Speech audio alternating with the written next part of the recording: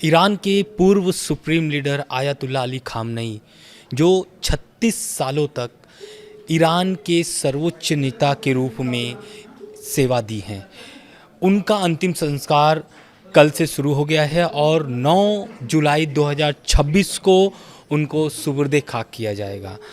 लेकिन सबसे बड़ा सवाल ये है कि आयतुल्ला अली खामनेई जो थे सुप्रीम लीडर, उनकी अंतिम इच्छा क्या थी, उनकी आखिरी इच्छा क्या थी, जो अब ईरान उसे पूरा करने जा रहा है।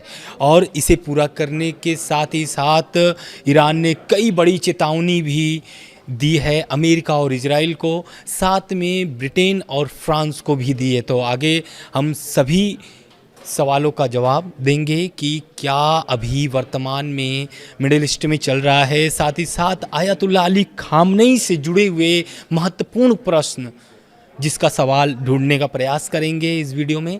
नमस्कार, आप देख रहे हैं दुनिया दरबार। तो आयतुल्ला अली खामनेई का जो आखिरी इच्छा था वो यही था कि वो इमाम रजा की दरगाह के पास उन्हें दफनाया जाए। तो उनकी जो आखिरी इच्छा थी उसे अब ईरानी मीडिया की रिपोर्ट्स के मुताबिक supreme leader ayatollah Ali Khamenei की आखिरी इच्छा को ईरान पूरा करने जा रहा है और अब वो इमाम रजा की दरगाह पे उन्हें दफनाया जाएगा 9 जुलाई 2026 को।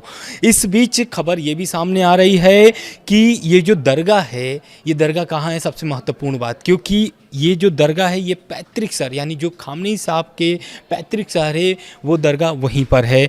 तो 9 जुलाई को उनको सुपुर्द खाक किया जाएगा। इसके साथ ही साथ एक महत्वपूर्ण 3 प्रश्न हैं। पहला प्रश्न ये है कि अंतिम संस्कार में इतनी देरी क्यों हुई खामनेई साहब के। दूसरा कि अंतिम संस्कार जिस तरीके से ईरान कर रहा है 3 से 9 जुलाई, यानी कि लगभग 7 से 6 दिन की हो रही है।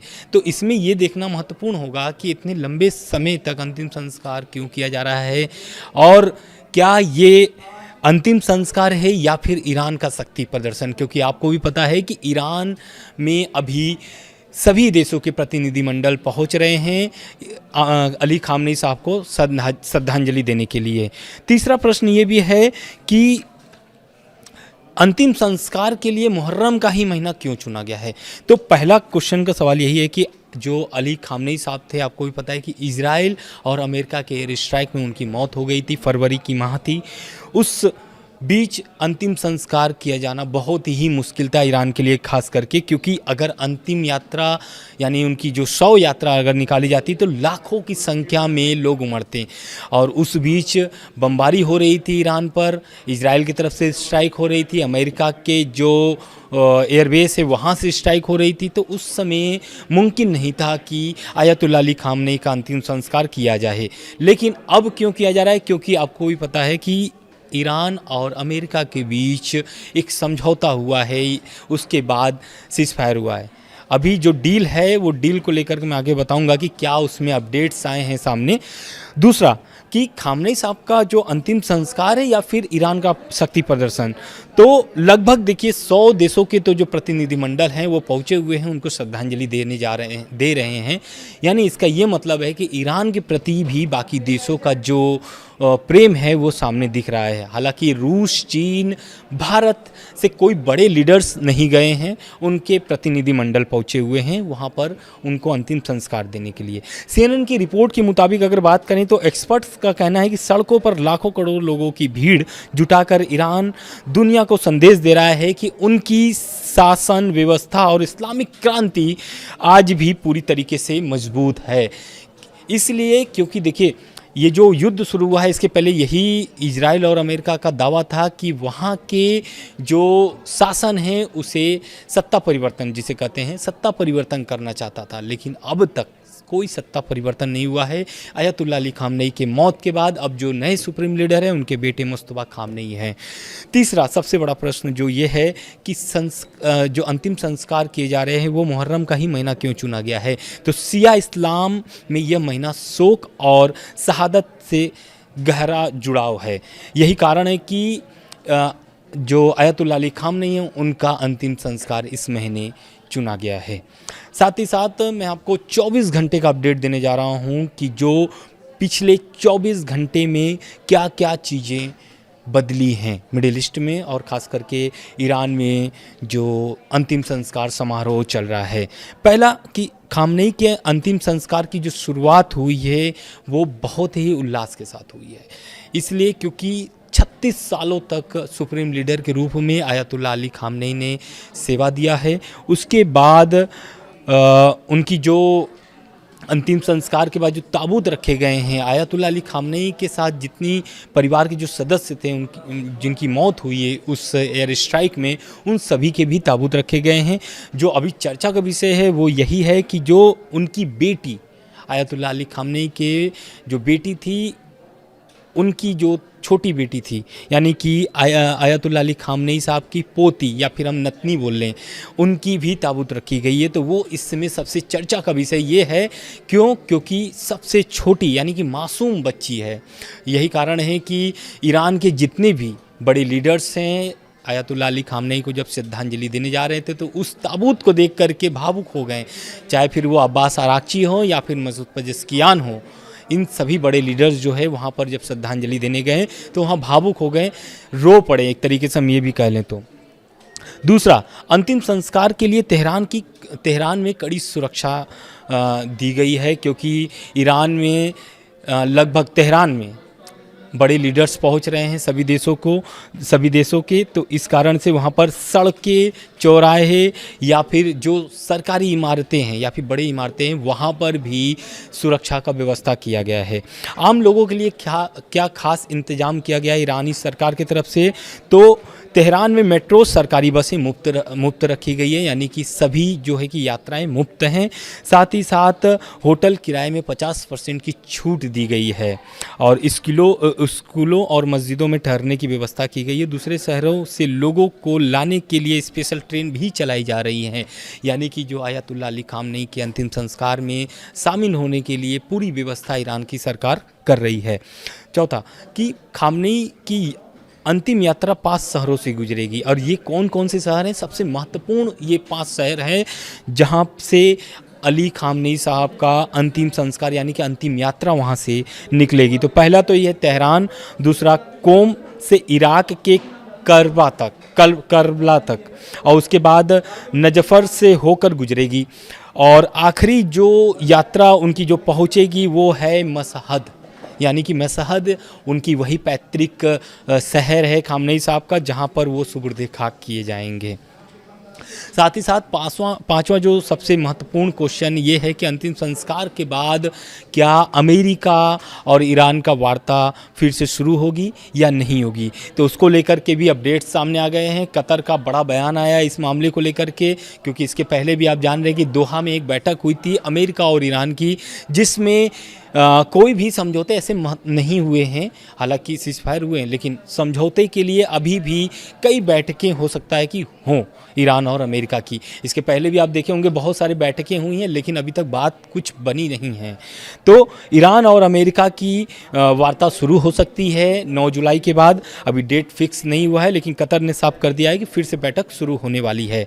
वहीं सबसे बड़ा ईरान ने एक्शन लिया है आयतुल्ला अली खामनेई के अंतिम संस्कार के बीच में। IAEA यानी कि अंतर्राष्ट्रीय परमाणु ऊर्जा एजेंसी को जितने भी उनके निरीक्षक थे, यानी कि जो एक्सपेक्टर थे वहाँ पर जो उनके परमाणु साइट्स के निरीक्षण कर रहे थे, उन पर रोक लगा दिए है ईरान ने। पूरी तरीके से परमाणु ठिकानों पर कोई भी निरीक्षण नहीं किया जाएगा IAEA की तरफ से। और सबसे बड़ा सवाल ये है कि IAEA अब इस पर क्या एक्शन लेगा, क्योंकि इसके पहले भी आपको पता है कि जब जून में हमला हुआ था, पिछले साल जून में हमला हुआ था, तब से ईरान ने IAEA पर एक्शन शुरू कर दिया है। और यही कारण है कि उस बीच भी जब हमले शुरू हो गए थे, हमले के बाद IAEA को बाहर की रास्ता दिखा दिया गया था। और यही कारण है कि IAEA ने भी बहुत सारे ऐसे दावे कर दिए थे जिसको लेकर के ईरान नाराज़ हो गया था, जिसमें एक बड़ा ये भी दावा था कि जो IAEA के चीफ थे उन्होंने ये दावा कर दिया था कि ईरान जो है कि बहुत जल्द परमाणु बम बना सकता है।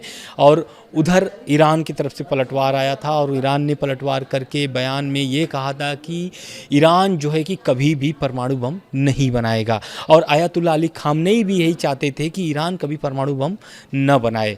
और IAEA जो खामनेई साहब का जो जो आखिरी बयान था, या फिर हम कह लें जो दूसरा आखिरी बयान था, वो यही था कि ईरान के लिए सबसे बड़ा जो सबसे शक्तिशाली चीज़ है वो है ईरान की जनता। अगर ईरान की जनता एकजुट हो जाती है तो कोई भी देश या फिर अमेरिका या इजराइल कोई भी उन पर आँख नहीं दिखा सकता है। साथ में एक बड़ा अपडेट्स ये भी सामने आ रहा है कि जो IRGC है, जो अभी फ़िलहाल में मुस्तफ़ा खामनेई के नेतृत्व में चल रहा है, उनके जो एयरोस्पेस फोर्स के चीफ माजिद मौसवी शनिवार को तेहरान में खामनेई के ताबूत के पास श्रद्धांजलि देते हुए नजर आए हैं। मौसवी लंबे समय के बाद सार्वजनिक रूप से दिखाई दिए हैं, क्योंकि जब से युद्ध चल रहा है तब से वो अंडरग्राउंड थे, लेकिन मुस्तफ़ा अली खामनेई साहब को श्रद्धांजलि देने के लिए वो तेहरान पहुँचे हुए हैं। साथ ही साथ ईरान की खुफिया मंत्रालय ने एक बड़ा बयान दिया है, और बयान यह है कि खामनेई की मौत का बदला लेने का उन्होंने एक तरीके से हम ये कह दें कि धमकी दिया है।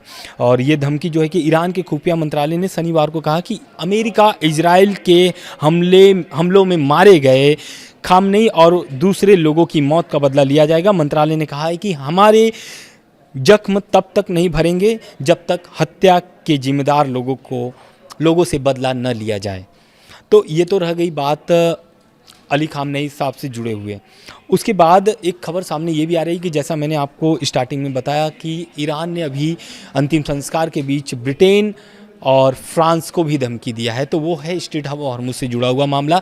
स्ट्रेट ऑफ हॉर्मुज को लेकर के अमेरिका को भी ईरान ने चेतावनी दिया था, यही दिया था कि जिस रास्ते की अनुमति ईरान की तरफ से दी गई है उस रास्ते पर ही उनके जहाज़ गुजरने चाहिए, नहीं तो उस पर बड़ा एक्शन IRGC की तरफ से किया जा सकता है। उसके बाद एक खबर सामने ये भी आ रही है कि ईरान की जो नेताओं की हत्या हुई है उसकी साजिश को लेकर के इजराइल पर बड़ा आरोप लगाया था ईरान ने। उसको लेकर के इजराइल ने एक तरीके से बड़ा बयान दिया है। उनका बयान मैं आपको कोट करके बता दे रहा हूँ।